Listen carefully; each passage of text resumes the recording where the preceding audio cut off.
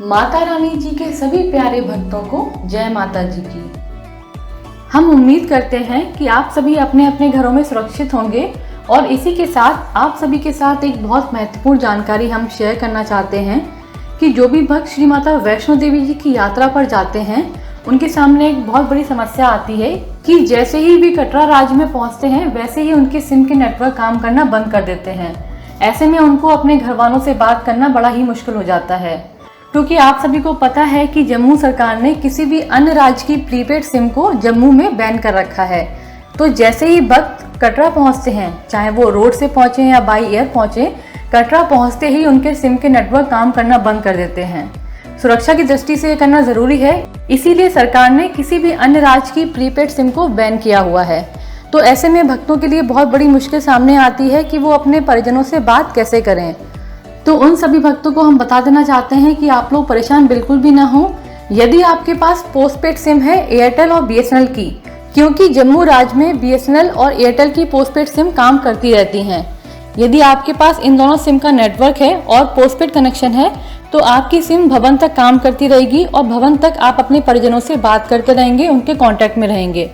यदि आपके पास ये दोनों सिम नहीं है तो भी आप बिल्कुल परेशान ना हो, आपके पास दूसरा ऑप्शन है। आप क्या करेंगे कि जैसे ही आप कटरा पहुंचेंगे, कटरा मार्केट में पहुंचकर जो मोबाइल की शॉप्स होती हैं वहां जाकर वहां पे एक टेम्परेरी सिम खरीद सकते हैं।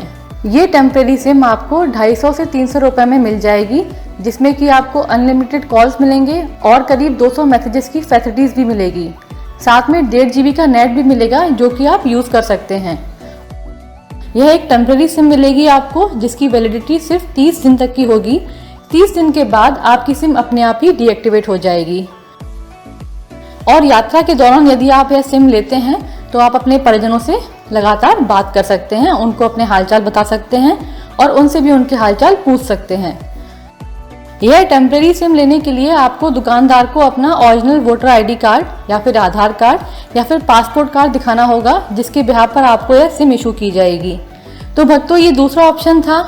यदि आपके पास पोस्टपेड सिम नहीं है एयरटेल की या बीएसएनएल की, तो आप यह टेम्परेरी सिम भी खरीद सकते हैं, जो कि एक बहुत अच्छा ऑप्शन है। पर फिर भी कई सारे भक्त ऐसे होते हैं जो एक दिन में यात्रा करके वापस आ जाते हैं। उनके लिए 250-300 रुपए की सिम खरीदना ठीक नहीं है या उनको लगता है कि ज़रूरत नहीं है। तो ऐसे भक्तों के लिए भी बहुत अच्छा ऑप्शन है।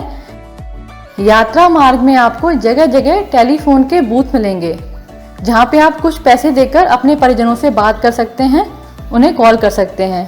ये बूथ आपको थोड़ी थोड़ी दूरी पे मिल जाएंगे, भवन तक आपको ये बूथ मिलेंगे। तो आपको यदि सिम नहीं खरीदनी है तो भी आप लोग बिल्कुल परेशान ना हो, क्योंकि ये तीसरा ऑप्शन तो आपको यात्रा मार्ग में मिलेगा ही मिलेगा।